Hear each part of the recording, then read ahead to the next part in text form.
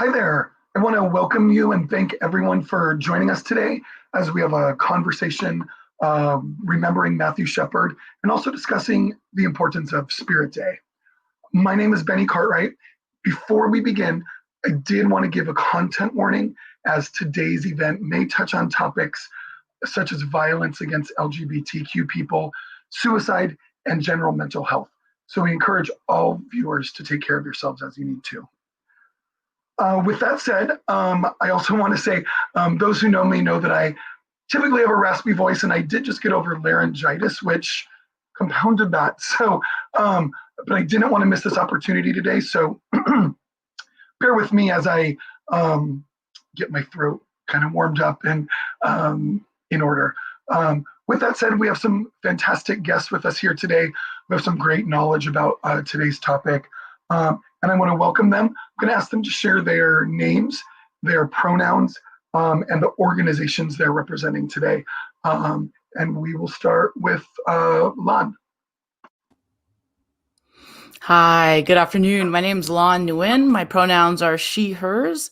And today I'm representing GLSEN San Diego, an organization that focuses on the well-being of LGBTQ youth in our schools. I also come with a lot of experience supporting LGBTQ youth from a district perspective. So I have a lot of knowledge about schools and systems. Thank you. So glad you're here. And then I'd also like to introduce Ye. Hi, everyone. Thanks, Benny, and thanks to San Diego Pride for having me today. My name is Ye Morales. My pronouns are they, them, theirs. I'm the Youth Services Manager at the San Diego LGBT Community Center, but more specifically, I oversee the Youth Department and the Drop-In Center side of the Youth Department. So we have two youth centers, one in South Bay and Chula Vista, in the southern region of San Diego, and then we have the Hillcrest Youth Center, which is about less than a mile from the main center. Our LGBT Center services all of San Diego County, and I'm here to talk a little bit about my experience working with youth ages 10 to 24. So thanks for having me. Wonderful. We're so glad you're both here. And my name is Benny Cartwright. My pronouns are he, him, and his. Been a longtime activist in San Diego's LGBT community.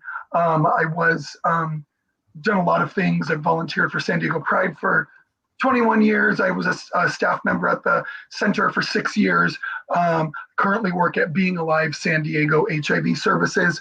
But my interest in this topic is about 12 years ago, my best friend Rick Cervantes and I founded an organization called San Diego Remembers. In 2008, it was the 10th anniversary since Matthew Shepard's death. We'll speak more about Matthew Shepard for those who may not be as familiar. But for those who are, Matthew Shepard was murdered because he was gay in 1998. 2008, of course, was 10 years after that. And I looked around and I realized nobody was, locally at least, was hosting any sort of commemoration. Now, our community was in the midst of the Prop 8 battle. The vote was about 3 weeks later. So our community's leaders were understandably busy. But Rick and I thought we would go to the John Weir Memorial Hate Crimes Plaque, which is on University Avenue in front of Flick's Bar. I'll talk more about that later for those who aren't aware of that plaque. And all we did was we set up a candle, we put up a photo of Matthew, and we tied a purple ribbon. That was the extent of it. We just wanted to honor Matthew on the 10-year anniversary of his death. From that, every year after, we hosted a march and a vigil that grew from the two of us to the final year we did it. 400 or 500 people showed up. It would include a remembrance of not only Matthew, but all of those we lost to hate violence and hate crimes. And also to celebrate their lives. That was really important to us, to say their names, celebrate their lives. Our last event was, I think, in 2017 or 16, but it was a really great sort of period where we honored. So that's kind of where my interest in this topic comes from. And that's a little bit about all of us. So let's progress forward. What we're going to do is we have some previously submitted questions that I'm going to address to our guests. I'll jump in if I have an answer as well. And if anyone in the audience has questions, by all means, please put them in the comments. We'll address them if we have time. We'll do our best to get to them. But the first pre-submitted question is, this past Monday, October 12th, was the 22nd anniversary of Matthew Shepard's death. His story and death has had a tremendous impact on the LGBTQ community and our movement. From your perspective, how did his death turn the tide in local, state, or national policy protecting LGBTQ rights? Did either one of you want to start? I'll go ahead and start. Okay. So like any movement, oftentimes with especially the death of Matthew Shepard, it was very clear the intentions of the person, which is oftentimes not the case in many situations. And his death caused a turning of a tide because it forces conversation, especially around what the people, the prosecutors in the case and the defense were using as what they thought was an acceptable defense for his murder. And so, like many movements, I kind of liken them to, it's never just one moment, one crime, one incident. I kind of think of it as a tsunami slowly building way out in the ocean, right? So this is the kind of stuff that our community has been dealing with for many, many, many years. And so what happens is that this tide slowly builds and there's a flashpoint, right? And I feel like for the LGBTQ rights movement, Matthew Shepard's death served as this very obvious flashpoint that really, if you kind of use a metaphor of the tsunami, was the crashing down point, right? It's like on land, right? And there's this tremendous moment and we're forced to really have a conversation. And so I think that that's really what it was. It was about forcing this conversation about, what kind of country and society do we want for ourselves and for people, and how are we going to ensure that what we hold dear is a reality in this country. And so I think it was really about forcing a conversation. And that's really what, from my perspective, his death did. Thank you. And Ye, did you want to? Yeah, definitely. I want to jump on what Lon mentioned just to really preface with this was a horrible tragedy that we got to see all over the news. It became a national phenomenon, and discussions and conversations that had never been had before were happening. But that didn't mean that the violence didn't exist in the past. The LGBTQ community has been marginalized and faced violence for many, many years. And a lot of times those stories were not highlighted. I've watched a few documentaries, a few interviews where you can see, unfortunately, Matthew's parents were interviewed after this, but they took this tragedy and built it into a movement. And they made it very clear that they didn't want his death to be seen as him being a martyr, but they wanted this tragedy to be moved into something that can change lives. The discussions need to continue, but at the same time, acknowledging that these issues and this violence existed in the past. And I think for me, it turned the tide because it brought immediate attention that never really had been seen before. It gave people the words and images to realize how powerful words can be, and how powerful words and how quickly words and thoughts can turn into actions and violence against people, just by simple discrimination, bullying. All of those things kind of added up to this horrific event. And people saw it firsthand on their TV. And you're thinking about how we exist today on social media. We get to see these images all the time on our Instagrams, Facebooks, but back then was different. You turn on their TVs and they was all over the news. So I think it turned the tide because of the coverage, but it also allowed people to open their eyes to something that had been in existence for many years before that. Yeah, I completely hear that and agree with that. And, I'll just jump in on this question as well, because I am same age as Matthew would be by about 6 months. I think he's just about 6 months older than me. So I was in college when this happened. I was at San Diego State University. And what I saw for the first time, because, I was lucky to grow up in suburban San Diego, where I felt fairly safe coming out in the mid to late 90s, which of course was not everyone's experience then and is still not everyone's experience. But I was pretty lucky and I was going along. I went to San Diego State. I was doing my young gay activism there. And then I think it was my second semester or second year, first semester, and this happened. And all the fun we were having putting on, we had what was called the Big Gay Barbecue and all the drag shows, and we were having a lot of fun. And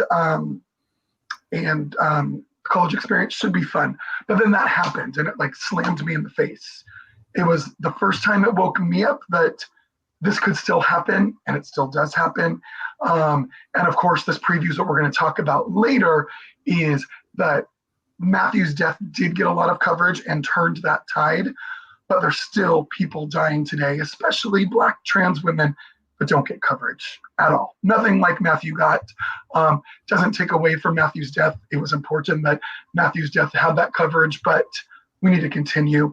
And it just really woke me up to the fact that this happens and not everything is, not all the work was done, I guess I could say, by far. So any other thoughts on that first question? All right, so the next pre-submitted question is, why do you think it's important for Matthew's story to continue to live on in the LGBTQ community? And how can we continue carrying his legacy? And go ahead.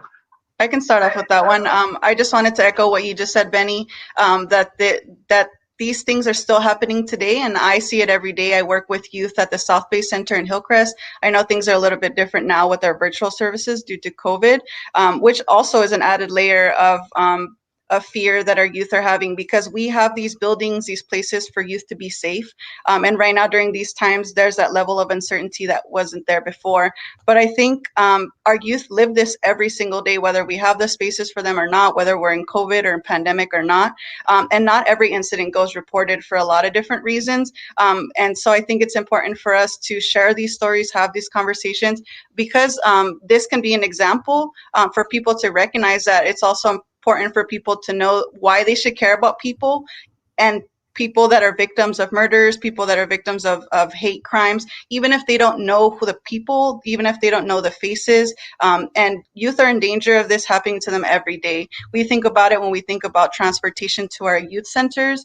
We think about how this is a safe zone for them, but a lot of times I often wonder what their journey home is like, because especially when you're a trans or non-binary person who is outwardly facing and cannot hide their queerness on a daily basis, including myself walking through the streets, we're hyper aware of how we walk through life and how any moment can change our circumstance. There was an example of a coworker the other day that mentioned that he was told a hateful word out when he was on the street helping a client, but his reaction had to think about his safety first. Any altercation could lead to violence, and any wrong move can. And it's not a way to live. I think we can provide these spaces and provide these buildings for them to live, but we aren't not actually making real change until they can live freely. Youth can live freely, walking to school, walking the streets, and riding buses without being afraid of how someone's going to react based on how they look or how they present, right?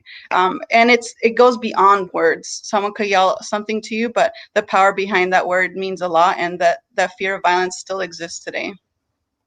Thank you. Mon?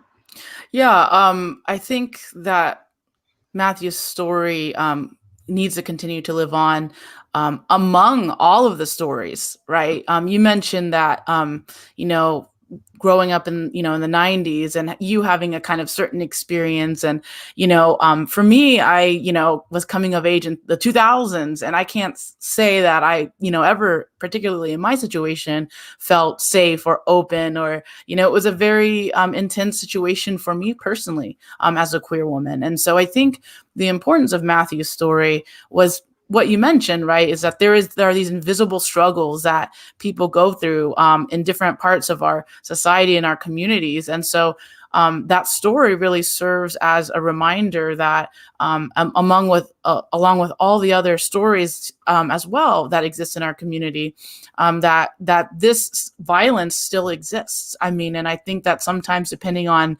what community you live in, or in San Diego, even like what neighborhood you live in, I feel like sometimes we get into this kind of stuck into this feeling that, oh, all is good. We've made so much progress. Life is great. And maybe you don't hold any, those multiple marginalized identities of people who are living in situations where it is hostile, like Ye said, right? Walking to school is a situation. It is a hypervigilance, and that really weighs on you. And so I think that was an example. And I feel like that flashpoint, that turning the tide, if you will, it was in a lot of ways, right? Matthew is a very sympathetic figure, right? And so let's think about, there's a lot going on there about why that might be. I know we're going to get into that a little bit more in a bit, but I think that the story is about remembering, the stories of those people who don't have someone to carry on that, talking about and advocating for the issues that they're facing. And so I think it's about living on, about Matthew's story living on, but also about considering how it really fits into the wide net, this interconnected series of stories that have made up the moments that we're seeing now. Absolutely. And you both made points that made me think a lot about, people that don't necessarily have, the intersecting identities that may make them necessarily as much at risk. When I worked at this center, my title was Director of Community Outreach. So I was out in the community a lot talking with people.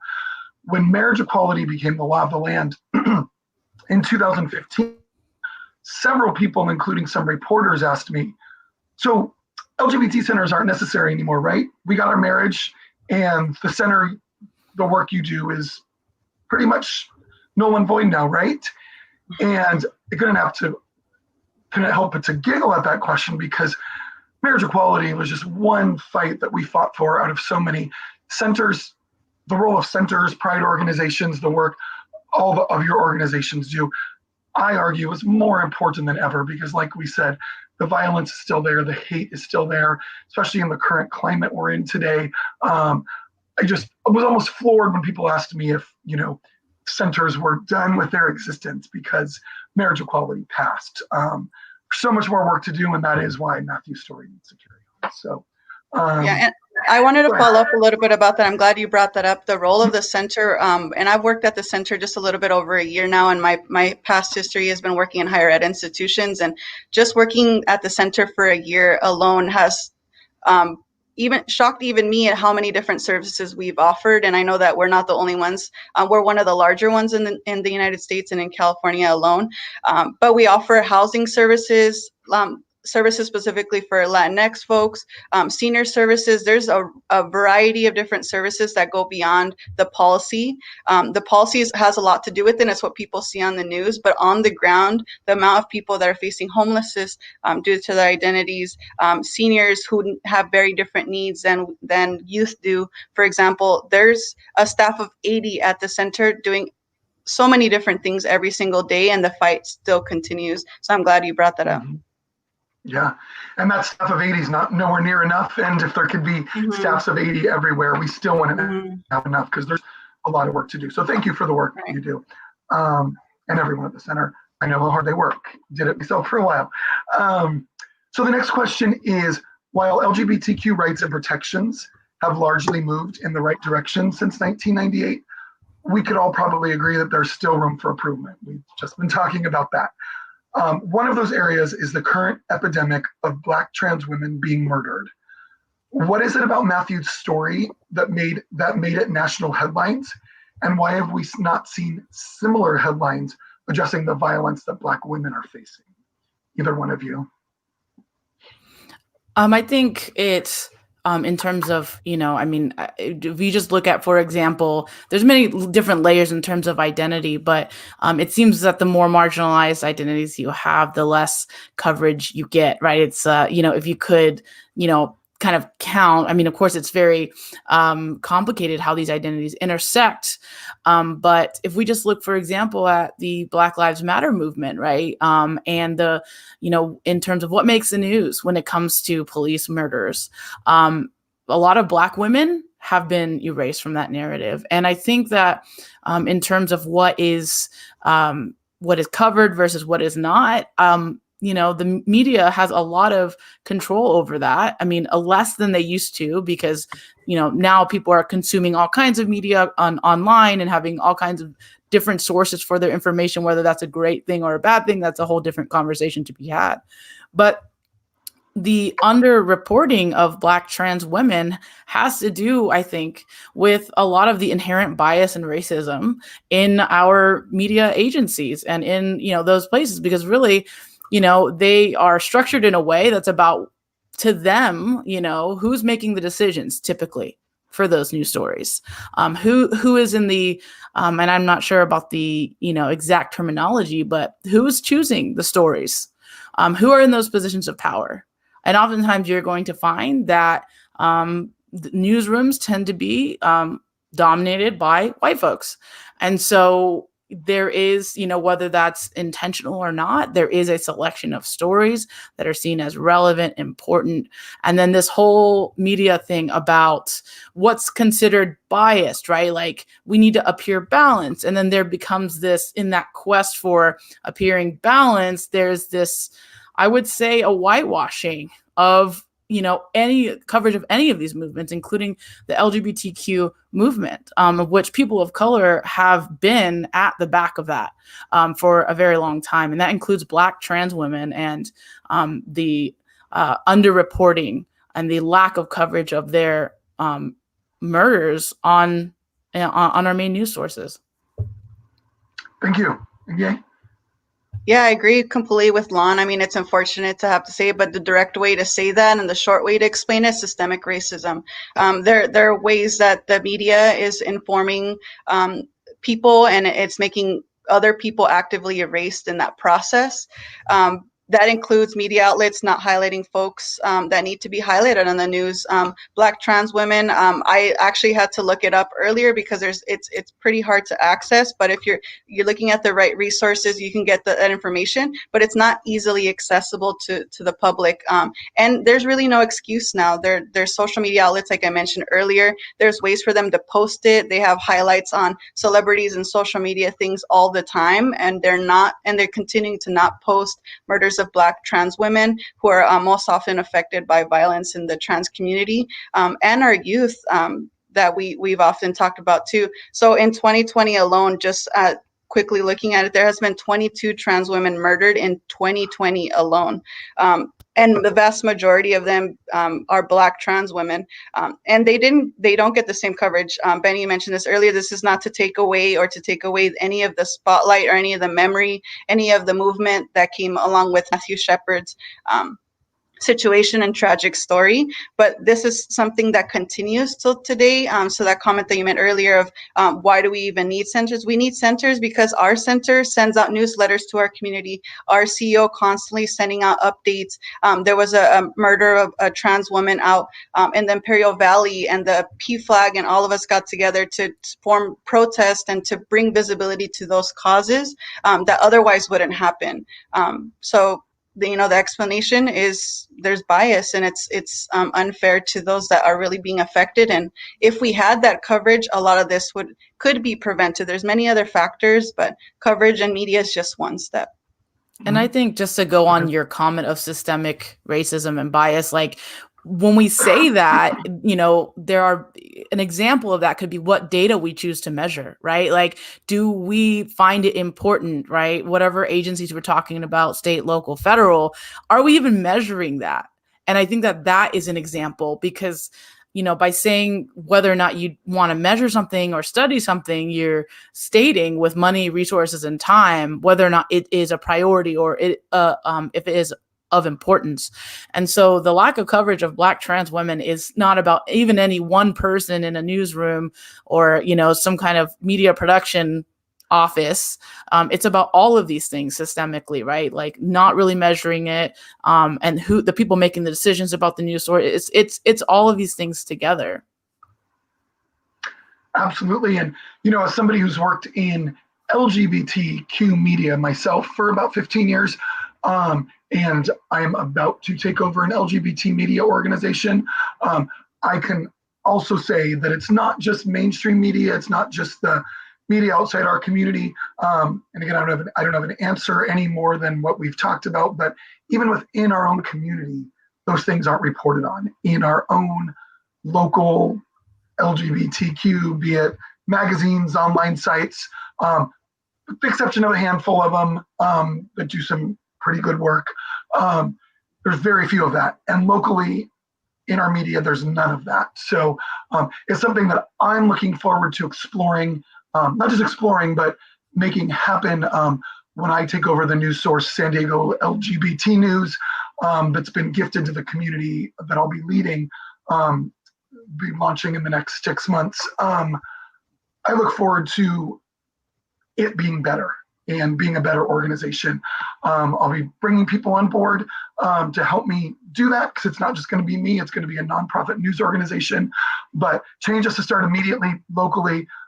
That's a pledge I've made since I've started talking about this, and I wish every publication would do the same, but we can just keep bringing it up and pushing. The last thing I'll say on that as well is, when we had our group, San Diego Remembers, Matthew Shepard, we had some really deep discussions about how much we wanted to focus on Matthew every year, because we didn't know, as we started to learn and as time progressed, and we started to learn more about our youth struggling, we started to learn more about trans women, especially Black trans women being murdered. We couldn't figure out how we could best honor those people while still honoring Matthew. So we took a pause, and that's kind of where we are. I kind of wanted to mention why the group paused. We took a pause so we could do better. And, we've realized over the last year, we don't need to pause. We just need to stand up and speak up and say their names. So we've also made that commitment in the San Diego Remembers group to speak up. A lot of our group consisted of white people in the beginning, and we wanted to educate and speak up, and that's what we're going to keep doing carrying forward, because that's all we can do is speak up. So anything else to add?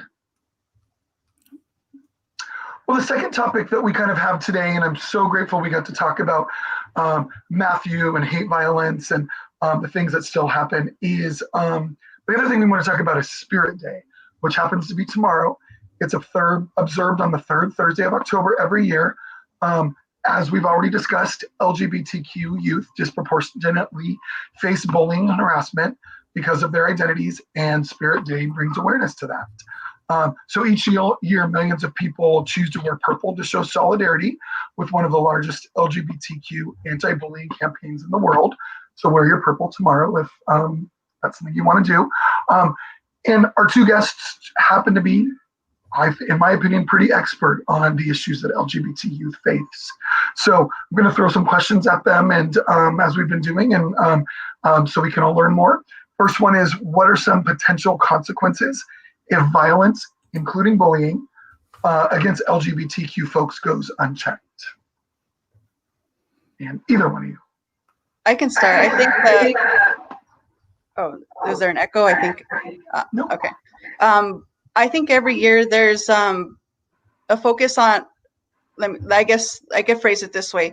Every year, the biggest consequence is losing youth, whether that's to violence or to self-harm. We constantly, it's the topic that we dread talking about, but there's constant trainings that we have on our end about youth and suicide ideation. There's a lot of topics that we have to cover, because the youth are being affected every single day, and their mental health is being put at stake. These hate crimes continue to spread. Bullies going unchecked and without consequences cause a lot of harm to the mental health of our youth. We see that every day that we work with youth virtually from the South Bay Center and the Hillcrest Youth Center.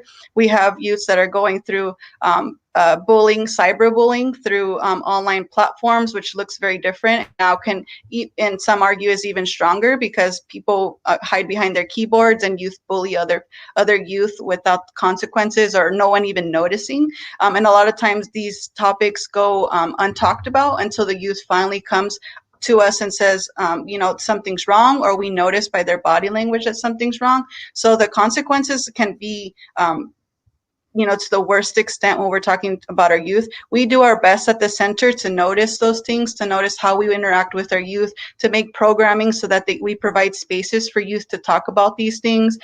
We have mental health resources through our behavioral health services at the center, where we prioritize youth and we make sure that youth get the help that they need and the access to the licensed therapist that they need. So what the consequences are, we try to do a lot of preventative work to, obviously prevent those negative outcomes, because bullying can affect them to the core. So what we do is we have social groups for them when they're in person. Obviously, the space is a huge factor for them. But online, we have Zoom groups on a weekly basis, divided by age groups. And then we also have gender identity groups where we specifically talk about their gender identity expression and how they're navigating that in this pandemic. So yeah, I think there's a lot of things that can happen if they go unchecked, and that's the worst case scenario. I think just building off of what you're saying is a lot of the conversations we have around LGBTQ youth involve mental health, rightly so, and all of the negative physical consequences of that, right? We lose youth, we lose a lot. And I just want to add as well that it is that, the bullying, all the issues that LGBTQ youth face may put them at risk for committing suicide, for engaging in self-harm behaviors. And we also need to remember that we're also losing out on what would happen if we imagined a world in which our youth could thrive and really be themselves, the creativity, all the contributions that could have come from that young person, that we're also losing out on that, not simply the difference between, this world of bullying, of hate, and just survival and being okay. I hope for a world where it's about the self-actualization of our youth, where they love and accept themselves and are in a society that also does the same, that their creativity, their talents or contributions are what we're talking about. I'm imagining a world one day where where a student's or youth's gender identity, sexual orientation, expression is second to this person has contributed this to XYZ field. And so we also have to remember that, I know that there's an urgency around the physical and mental health of youth and of LGBTQ people, but we also lose out on, what could that person have contributed to our world if they had been in a radically accepting school, society, community. Yeah, and I look forward to that world and that day.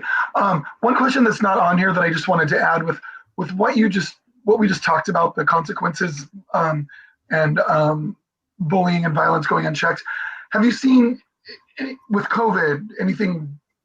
Is it enhanced the bullying or kind of just talk to that if you have an answer? I'm sorry, it wasn't on the script, but it came to mind. I can just talk about some things that I've heard about specifically our trans youth facing in this virtual learning world. So it's, not being in class and being there physically. And then depending on the classroom you're in or even the school you're in, there's different like camera on and off policies.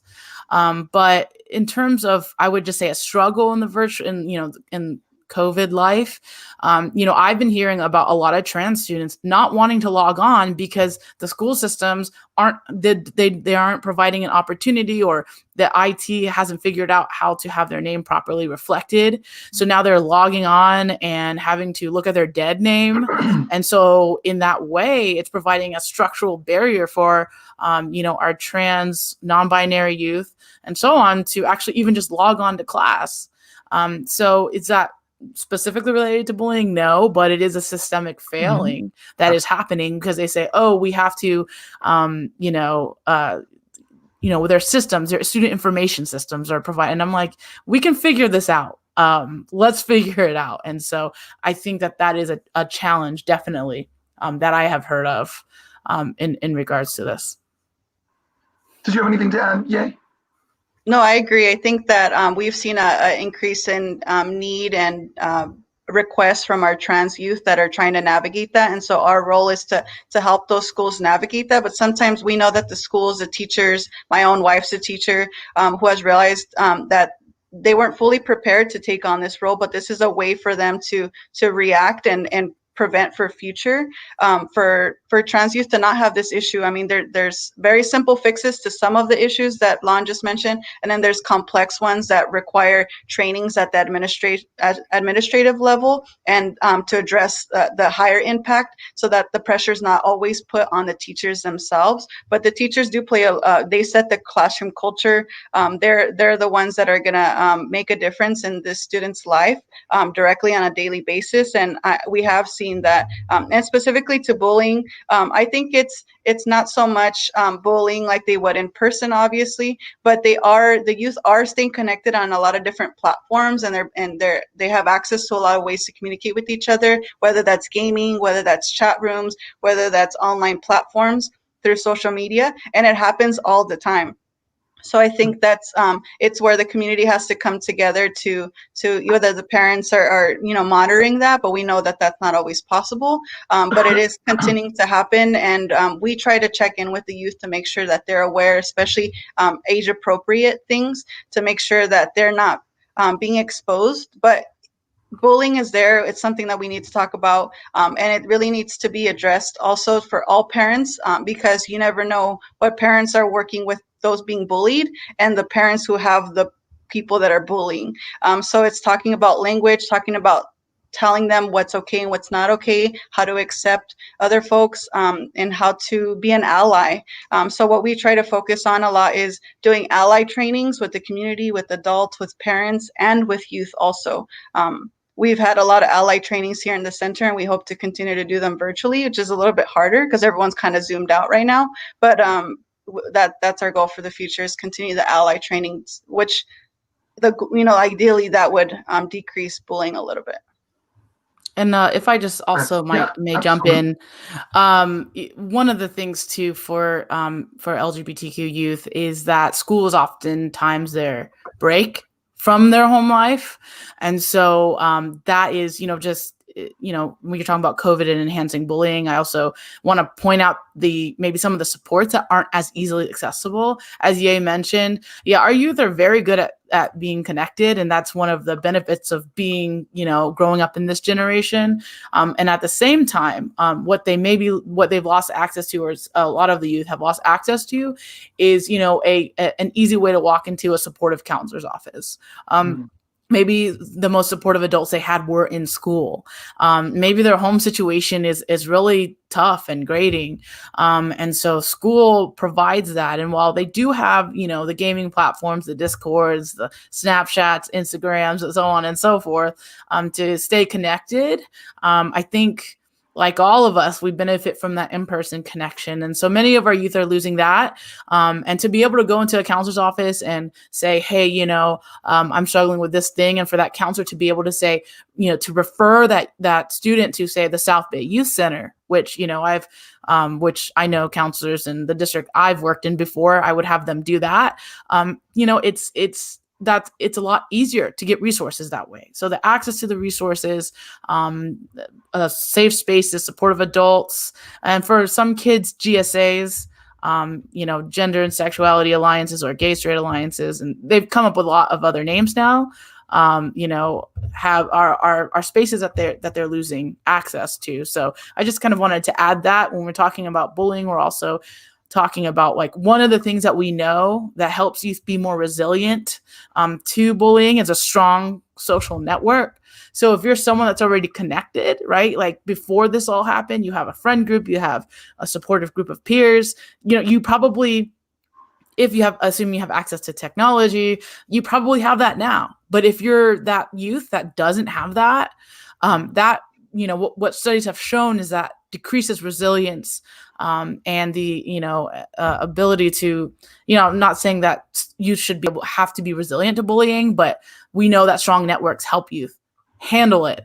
And so I'm thinking about those youth that don't go to GSAs. I'm thinking about the ones that don't have a huge friend group. And then they're going home and having to now, where maybe they hid themselves and they go to school and then now they get to express themselves and then kind of like pack it up and go home. They maybe don't have that at all. And so that's kind of what I'm thinking about in terms of the mental health of our youth at home right now.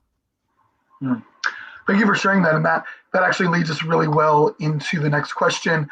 Ye did mention ally training. What are some other ways that, including that folks can support the LGBTQ anti-bullying movement?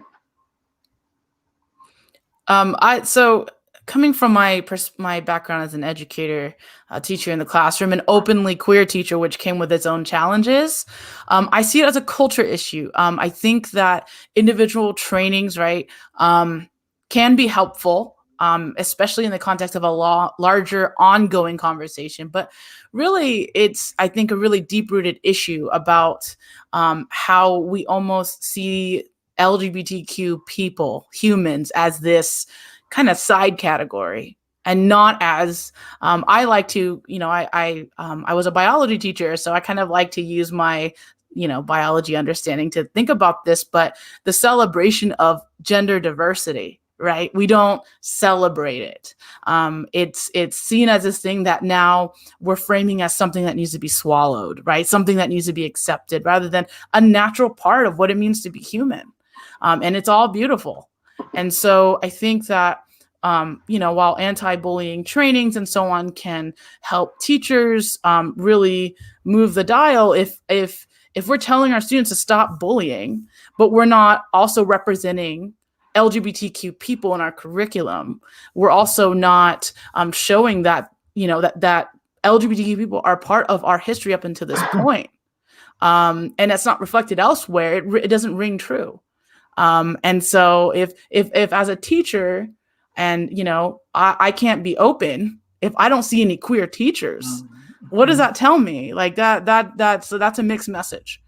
And so I think that part of this conversation as well, when I made the decision to come out in my teaching life, that was a decision and it came with consequences, but I made that decision knowing that if I was sitting in my own classroom, like I would have wished for a teacher to have been honest and open and to have a role model. And so, I think that I have experienced, I still think it's true, that it's not easy to be an out teacher. And so I think that that's a question that when we see our adults do, when you can see our adults like that, that when those kids that might engage in that bullying behavior can see that their teacher is a queer teacher, open and out, not afraid, that they might think twice about how they treat that LGBTQ identifying peer between classes.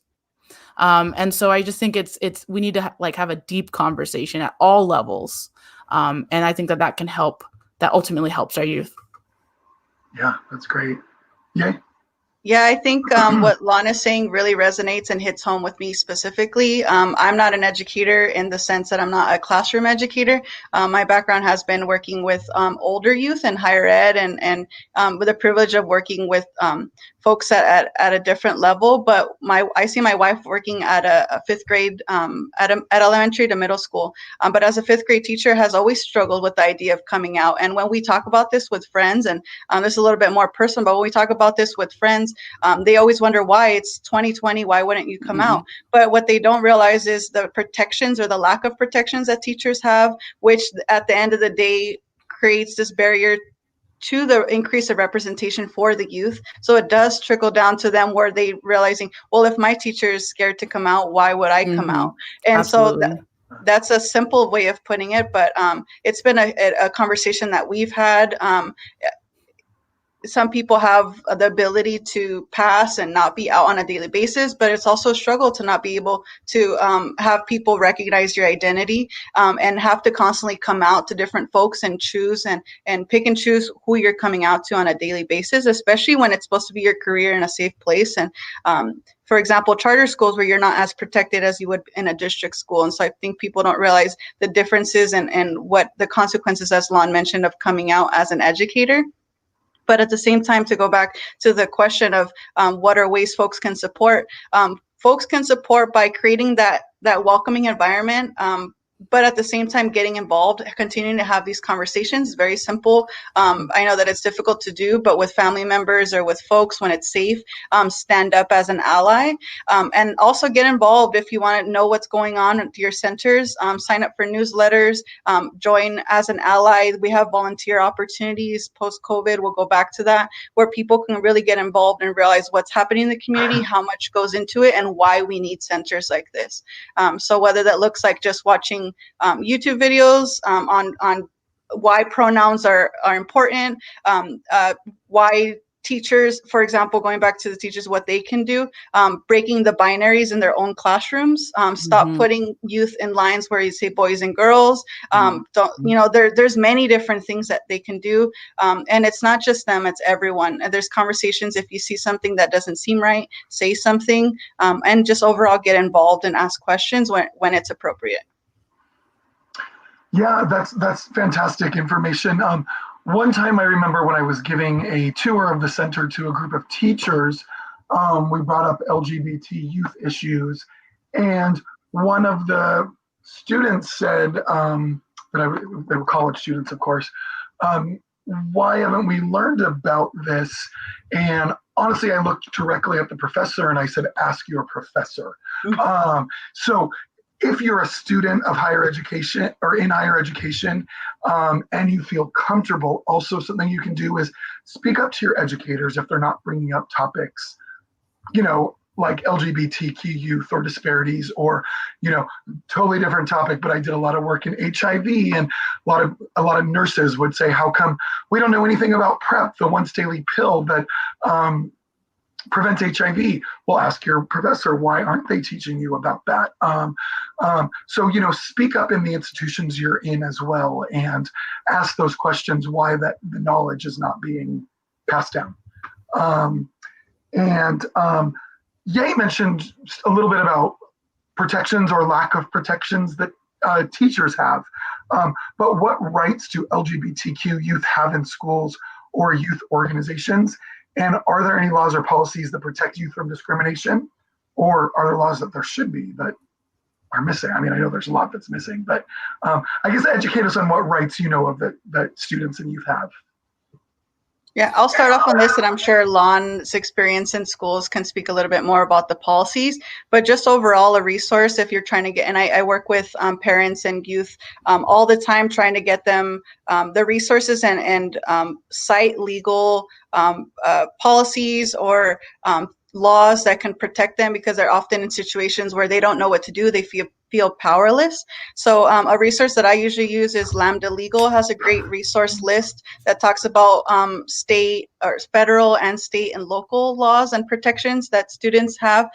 We're a nonprofit 501c3 organization that does not follow the same protocols as a public school, for example, would.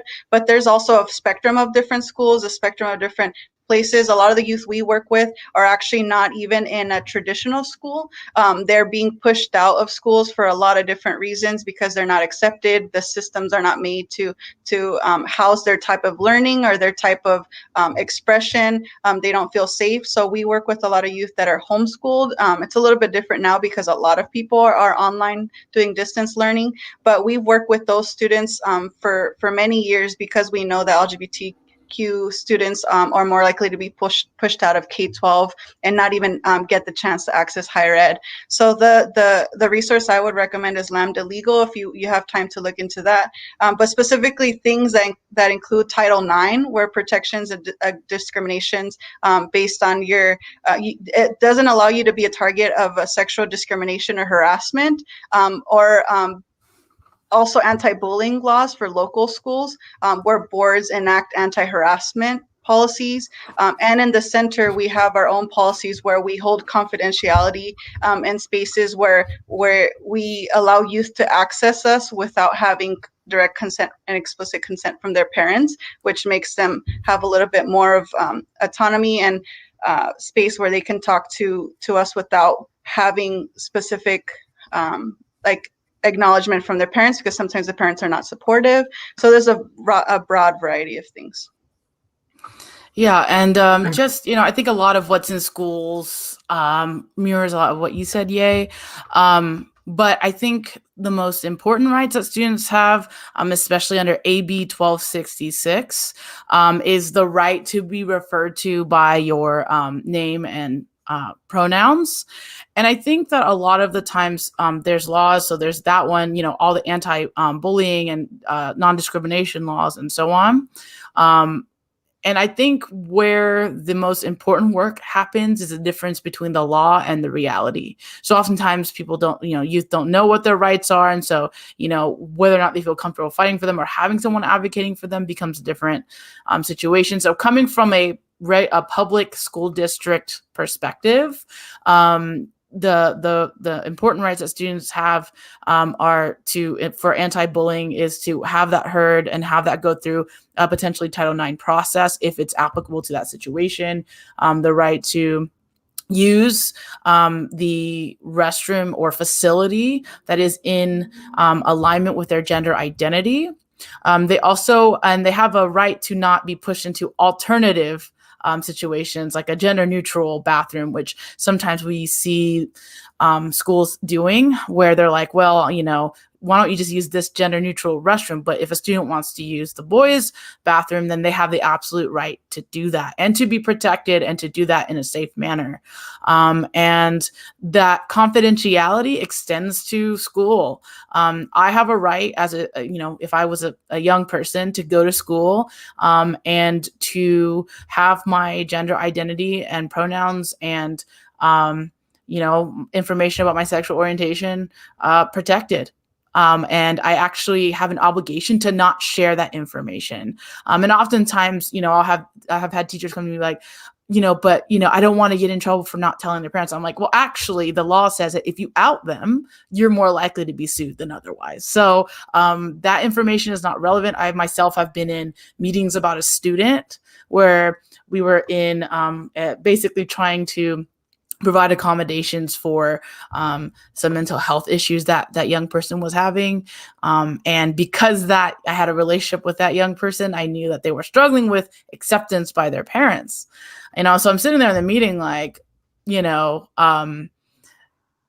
it's clear why this person's struggling, but, I kept that information to myself. So youth have a right to that confidentiality. If they go to a person at school, that person should not say anything. However, if you're a young person listening to this, I would say ensure that that's someone you trust, because there have also been situations where youth have been outed, and that has led to some really frustrating and dangerous, quite frankly, situations for some of our youth. So that right to privacy, using those facilities that are in alignment, and also playing on sports teams that are in alignment with your gender identity. And so, that's, knowing your rights is important, because not necessarily every administrator knows what they are or are willing to go out of their way to fight for that. But as soon as you can kind of cite some laws, and Lambda Legal is a great resource as well, as Ye mentioned, then that tends to administrative talk. I like to say, you start citing laws that gets their attention. Right. So knowing, like, being able to say this law or board policy. So if you're in a school district, look at their board policy and see if they have anything about specifically addressing LGBTQ people and youth. So that's a broad overview. And there's definitely a lot more we can get into, but I'll just leave it at that for now. Yeah, that's great though. And we are at the 9-minute mark. We got a couple more questions we're going to try to get through. This has been fantastic information so far. I'll go into the next couple questions. We'll try to make our answers as brief as we can now so we can get through. But I think what we've discussed so far has been fantastic. So thank you. We've kind of already touched on this, but I guess more directly, how can adults support LGBTQ youth who may be experiencing bullying? We've talked a little bit about how they can be there for them, but I guess more directly, someone that's actually experiencing bullying, how can we support them? A youth. I think a lot of times it can be, I'm not a parent myself, and so I can relate to a certain extent based on the experiences I've had working and not helping youth and their families. So our centers work specifically understanding that the familial role and the role of family is very, very important. And as Lon mentioned earlier, having a community makes a huge difference for youth coming out, transitioning, just living life and thriving. Not to say that those that don't have community can't do that, but studies have shown that the community building and having those support systems around you help them thrive and have lives of resilience. But what I think can happen is the parents or the guardians of youth or caregivers should realize that they're not alone. There's a lot of different centers and support networks that they can reach out to. So if I were a parent and my youth was experiencing bullying, you can kind of start off of your list. Obviously, first check in with your youth. If you need to talk to the school, if it's a safe place, but there's a lot of outside resources. Lon works for GLSEN. I work for the center here locally in San Diego. Pride has a lot of really great resources. San Diego Pride has resources for youth. There's Gender Fluid Collective. There's a lot of different local organizations, Trans Family Services. We can provide all of those resources. I think someone put in the comments that there's an ACLU Know Your Rights document. So there's a lot of different things that you can find if you can do a quick search, find what works best for you so that you feel more supported, because you cannot support a youth and you cannot support if you don't fully understand. That does not mean that you have to know every part, because a lot of the vocabulary and language moves. So a lot of the barriers that our parents face is they walk into our center, they see a row of flags, and they feel overwhelmed because they don't know what those flags mean. They didn't even know those flags existed. And this is just an example, but I often tell them it's okay that you don't know them. As a queer person myself, I didn't know all the names of the flags. I didn't know all the acronyms. I didn't know all of these things. So take one step at a time. Try to figure out the best way to keep your youth safe in that moment. And of course, there's crisis lines if it gets to that point. But little by little, finding the resources, finding a community for them, whether that's joining a Zoom group on a weekly basis, a parent group too. We offer PFLAG groups here in our center or online, and a Mi Familia group, which is a support for parents in Spanish and English, where parents can talk to each other about how to support their youth, and bullying is a topic that often comes up. So I guess it's a little bit longer than I expected the answer to be, but it's basically find a community. And that's okay. And you actually answered some of the next question, which is sharing anti-bullying resources. So Lon, if you want to answer the question about how adults can support youth, and then add in any additional resources you have so we can just wrap it all into that. Yeah. Just to echo what Ye said, I think the theme here is connection. So if you're in that position where a youth is coming to you, they already trust you. They already probably think that you're a safe space. So just connection is what I say. I think that a lot of the resources that are offered that Ye mentioned is really about being in community with other people who are supportive, who are safe. And so, you obviously as an adult are providing a piece of what could be connection for that youth, and knowing your resources, your local resources, and being able to refer youth to that. Because sometimes, as like Ye mentioned, like you don't necessarily know how to support them, but I think validating them, listening to them, is a really good simple thing that we can do. Like as humans, when we're talking to our friends or our loved ones, listening and validation is always great, and that's true for young people. And so I think knowing the community resources and being able to refer them to those resources, and then also just holding space for them, I think is huge, because you might not be able to solve all of their problems, but providing that space for them to just be heard is it goes a lot longer than we give it credit for. Thank you. And was there anything else that either of you wanted to add in? Any resources, messages, final words in the last minute? Anything from you, Ye? I just wanted to thank SD Pride for bringing us together to have these conversations. A lot of times our community organizations work on the same things. So it's really good to bring these organizations together and know that we're all working towards the same cause. And if you have any other questions, please follow us on Instagram or Facebook at South Bay Youth Center or Hillcrest Youth Center, or the general San Diego LGBT Community Center. Thank you. Lon? Any final words? Yes, final words. So yes, thank you to San Diego Pride and for their past support of Glisten San Diego. We've been able to do some cool things because of their support. So I'm glad to be here today. And then also I would just say if, sometimes this work is overwhelming as a person, just really look at your life, look at what spaces do you have influence in, and ask yourself, where can I exert my influence? How can I use my privilege and my voice? And just go hard on it, and use your influence to the highest degree possible. And that's my last message. Thank you. And I did want to point out that there are some resources that have been added in the comments from several people, including the wonderful Jen from San Diego Pride. So feel free to check out those links. I believe San Diego Pride's website has a great resource list, as does the center's website.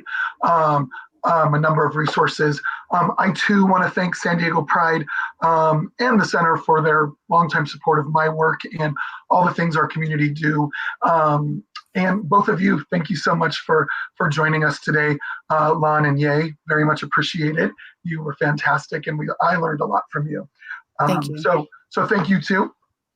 Thanks, Benny. Thanks for having us. Yeah, my pleasure. And then in closing, I do want to thank everyone for joining us for this important conversation today. Again, I do want to thank San Diego Pride for providing this platform. Pride provides a number of platforms every week that are fantastic. And if you'd like to see more programs like this one today, you could maybe make a contribution to help. You could visit sdpride.org/donate. It's right there on the screen, I guess there. And you can make a contribution. San Diego Pride really does a lot of year-round work that is so vital to our community. And don't forget to tune in to the next live stream event, which is Get Out the Vote on October 20th. Hope to see you then. I know I'll be tuning in. And thank you for being here and have a fantastic day. Bye.